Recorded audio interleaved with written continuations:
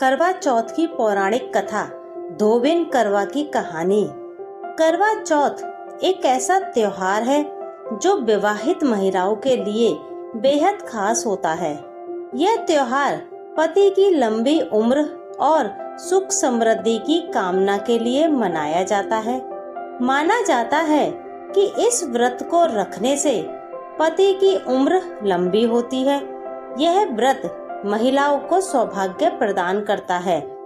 पुराणों के अनुसार करवा नाम की एक पतिव्रता धोबिन अपने पति के साथ तुंगभद्रा नदी के किनारे स्थित गांव में रहती थी। उसका पति बूढ़ा और निर्बल था। एक दिन जब वह नदी के किनारे कपड़े धो रहा था, तभी अचानक एक मगरमच्छ वहां आया और धोबी के पैर अपने दांतों में दबाकर यमलोक की ओर ले जाने लगा।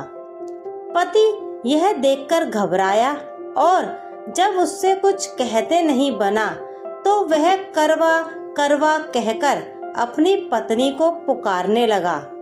पति की पुकार सुनकर धोबिन करवा वहां पहुंची तो मगरमच्छ उसके पति को यमलोक पहुंचाने ही वाला था।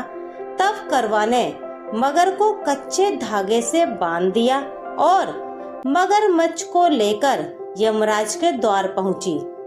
उसने यमराज से अपने पति की रक्षा करने की गुहार लगाई और साथ ही यह भी कहा कि मगरमच्छ को उसके इस कार्य के लिए कठिन से कठिन दंड देने का आग्रह किया और बोली, हे भगवान, मगरमच्छ ने मेरे पति के पैर पकड़ लिए हैं।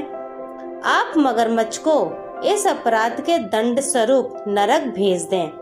करवा की पुकार सुन यमराज ने कहा, अभी मगर की आयु शेष है, मैं उसे अभी यमलोक नहीं भेज सकता। इस पर करवा ने कहा, अगर आपने मेरे पति को बचाने में मेरी सहायता नहीं की तो मैं आपको श्राप दूंगी और नष्ट कर दूंगी। करवा का साहस देख यमराज भी डर गए और मगर को यमपुरी भेज दिया।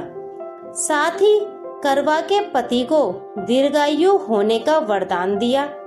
तब से कार्तिक कृष्ण की चतुर्दशी को करवा चौथ व्रत मनाया जाता है और महिलाएं अपनी पूरी भक्ति भाव के साथ इस व्रत को करती हैं और भगवान से अपने पति की लंबी उम्र की कामना करती हैं।